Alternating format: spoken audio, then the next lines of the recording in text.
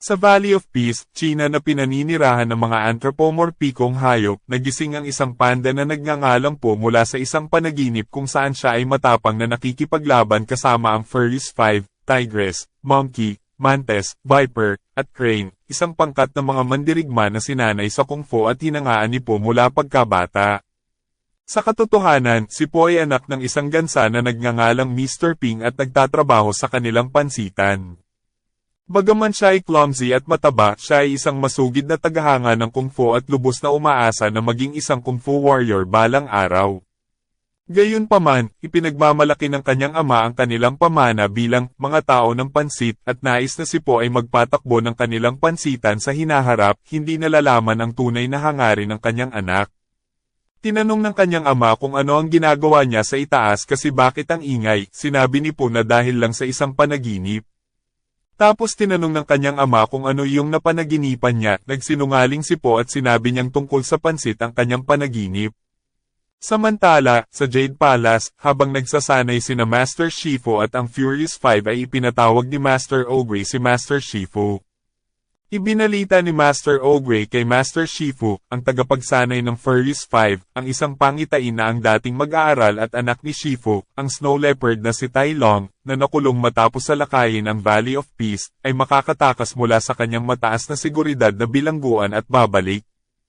Agad na ipinadala ni Shifu ang isang gansa ng palasyo na nagngangalang Zeng upang lumipad patungo sa Chorgom Prison upang doblehin ang seguridad at pigilan ng pangitain ni Ogre na magkatotoo.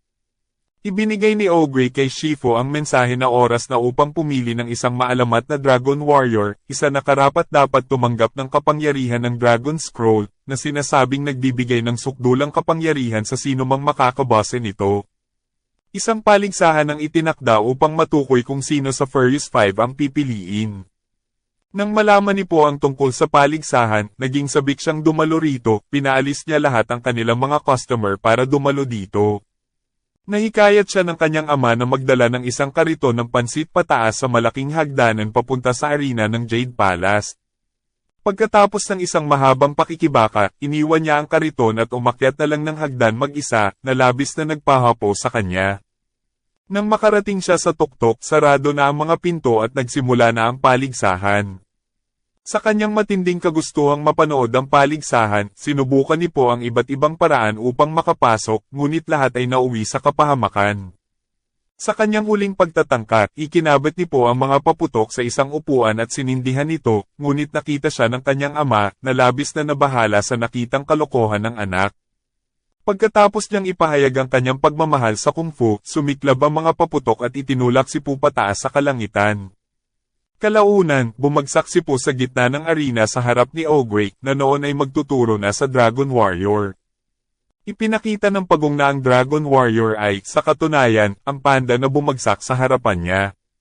Matapos mabigang kumbinsihin si Ogre na ang isang matabang panda ay hindi maaaring maging tunay na Dragon Warrior, hinarap ni Shifu si Po sa Jade Palace at sinubukan siyang kutsain at hiyain, maging ang pagbabanta ng Waxy Finger Hold.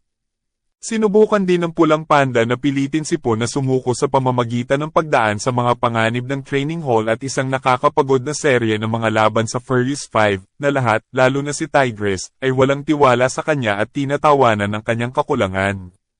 Nang gabing iyon, nalungkot si Po pagkatapos ng kanyang unang araw ng pagsasanay, lalo na pagkatapos na sermonan ni Tigress, at nagpakabusog sa pagkain ng mga peach na kinuha mula sa Peach Tree of Heavenly Wisdom. Nang madiskubre ni Master Ogre ang kanyang kalungkutan, binigyan siya ng pagong ng payo na mag-focus sa kasalukuyang sitwasyon kaysa mag-alala sa mga kabiguan ng nakaraan o hinaharap. Samantala, nakatakas si Tai Long mula sa kanyang bilangguan sa Mongolia gamit ang isa sa mga maluwag na balahibo ng gansa na ipinadala ni Shifu upang tiyakin ang seguridad ng bilangguan, at nagawa niyang buksan ng kondado ng mga restriksyon ng acupuncture na nakatali sa kanya. Pagkatapos ng matinding laban at pagwawagi sa mga gwardya ng bilangguan, hinawakan ng Snow Leopard ang mensahero at inutusan siyang iparating sa Jade Palace na, ang tunay na Dragon Warrior ay pauwi na. Sabik na makuha ang Dragon Scroll, nagsimula siyang bumalik sa Valley of Peace.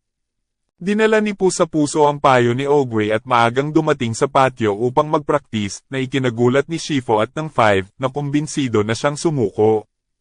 Kalaunan, napalapit si Po sa karamihan ng 5 maliban kay Tigress dahil sa kanyang kahangahangang tiyaga, kakayahan sa pagluluto, at mabuting pag-uugali, kahit na hindi pa rin siya sanay sa mga pangunahing kaalaman ng Kung Fu. Samantala, ipinangako ni Ogway kay Shifu na maniniwala at magsasanay siya kay Po, at pagkatapos ay umakyat siya sa langit sa isang alon ng mga talulot ng bulaklak na ipinagkaloob ang kanyang pangangalaga sa Valley of Peace kay Shifu. Nang marinig na paparating si Tai Long, natakot si Po at sinubukang tumakas mula sa palasyo. Tumanggi si Shifu na payagan siyang umalis, iginiit na dapat sundin ang payo ni Ogway, ngunit nawala na ng kumpiyansa si Po at ang pulang panda ay wala nang maisip na solusyon. Matapos masaksihan ang pagtatalo na ito sa bubong ng palas, pinangunahan ni Tigress ang Furious 5 sa isang pagtatangka na pigilan si Tai Long sa kanilang sarili.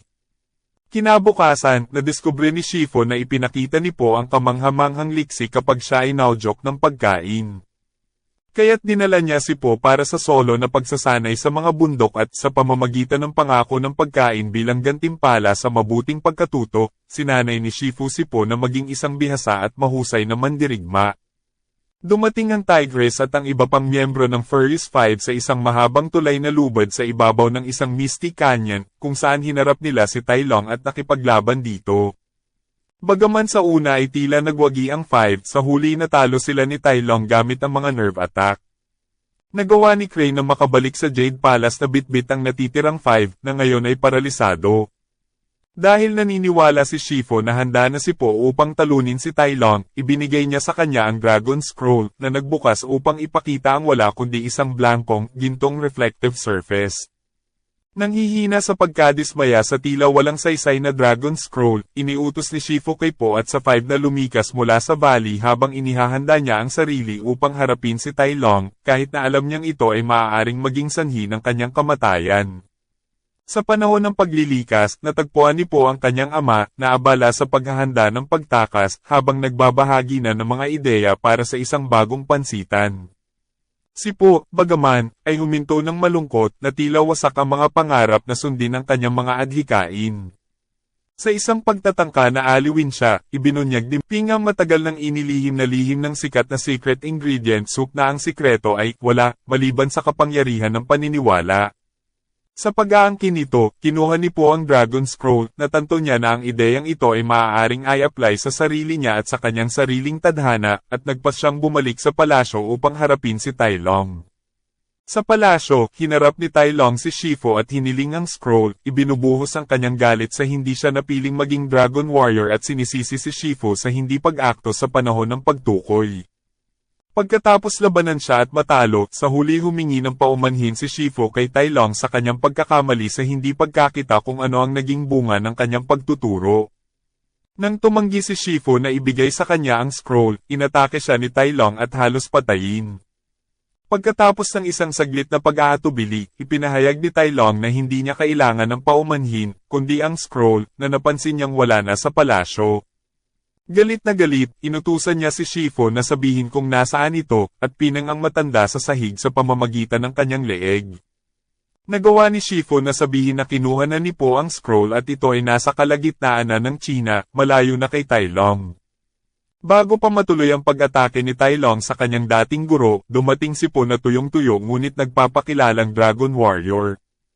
Nabigla si Tai Long at napatawa sa ideya na ang matabang panda, ang Dragon Warrior ng alamat, ngunit nang ipakita ni Po ang Dragon Scroll, agad siyang inatake ng leopardo. Mabilis na nagsimula ang dalawa ng isang laban para sa posesyon ng scroll, kung saan hindi inaasahan ni Tai Long na si Po ay makipagtapatan sa kanya, na kanyang ipinalagay na dahil sa kapangyarihan ng scroll. Matapos ang isang nakakainis na labanan na bumaba sa hagdanan ng palasyo at papunta sa isang nayon sa valley, nakuha ni Tai Long ang upper hand, pinalo si Po sa lupa, at sa wakas binuksan ang scroll ngunit lito lamang sa hindi niya maintindihan ang kahulugan ng simbolo nito.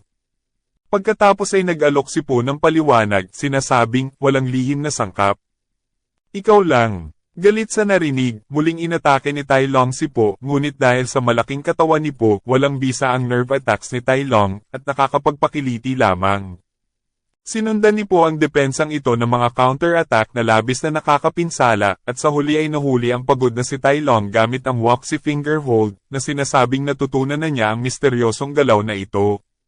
Sa pagtiklop ng kanyang pinky at pagbigkas ng salitang "Skadosh", isinagawa ni Po ang hold, nagdulot ng isang gintong alon ng alingawngaw sa buong valley at tinalo ang Snow Leopard.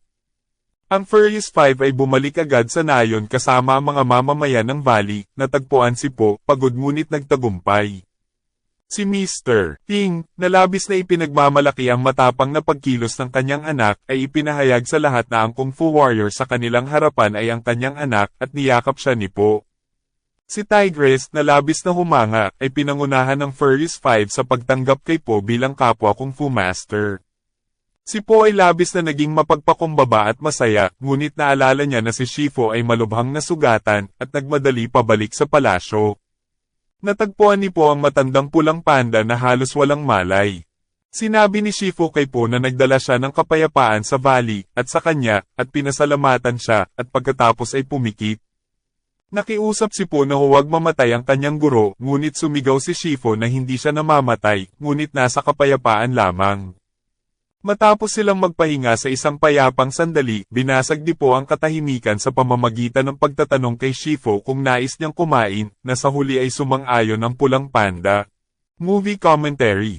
Ang pelikulang Kung Fu Panda ay isang obra maestra sa larangan ng animasyon na nagtataglay ng mahusay na balanse ng aksyon, komedya, at mga aral sa buhay. Ito ay kwento ng isang ordinaryong panda na nagngangalang Po, na sa kabila ng kanyang simpleng buhay bilang isang tagapagluto ng noodles, ay may pangarap na maging isang dakilang Kung Fu Warrior. Ang pelikula ay sumasalamin sa paglalakbay ni Po mula sa pagiging isang walang kumpiyansa sa sarili hanggang sa pagtuklas ng kanyang tunay na potensyal bilang Dragon Warrior, isang bayani na may kakayahang iligtas ang Valley of Peace mula sa kapahamakan. Ang animation ng pelikula ay talagang kamangha-mangha. Bawat galaw at ekspresyon ng mga karakter ay maingat na nililok na nagbibigay ng buhay at emosyon sa bawat eksena. Ang mga tanawin ng Valley of Peace, Jade Palace, at ang malalaking laban ay pawang obra ng sining, na nagdadala sa mga manunood sa isang mundo kung saan ang bawat detalye ay makulay at makapigil hininga. Ang action sequences ay puno ng enerhiya at husay, partikular na sa mga laban sa pagitan ng Furious Five at Tai Long, pati na rin ang climactic na sagupaan sa pagitan ni Po at Tai Long. Sa aspeto ng character development, makikita ang malalim na pag-unlad ni Po bilang isang karakter. Mula sa pagiging isang walang kumpiyansa na panda na kinukutya dahil sa kanyang katawan at kahinaan, unti-unti niyang natutunan na yakapin ang kanyang mga kakulangan at gawing lakas ang mga ito. Ang kanyang relasyon sa kanyang ama, si Mr. Ting, ay isa ring mahalagang bahagi ng kwento na nagbibigay ng emosyonal na sentro sa pelikula. Ang mga sinserong eksena kung saan sinusubukan ni Po na ipakita ang kanyang pagmamahal sa kanyang ama habang hinahanap ang kanyang sariling landas ay tiyak na tatagos sa puso ng mga manunood. Ang voice acting ay isang standout na aspeto ng pelikula. Si Jack Black na nagbigay buhay kay Po ay perpektong pinagsama ang komedya at emosyon sa kanyang boses. Ang kanyang kakayahan na magpatawa habang ipinapakita ang mas seryosong bahagi ng karakter ay tunay na nagbibigay ng kakaibang timpla sa pelikula.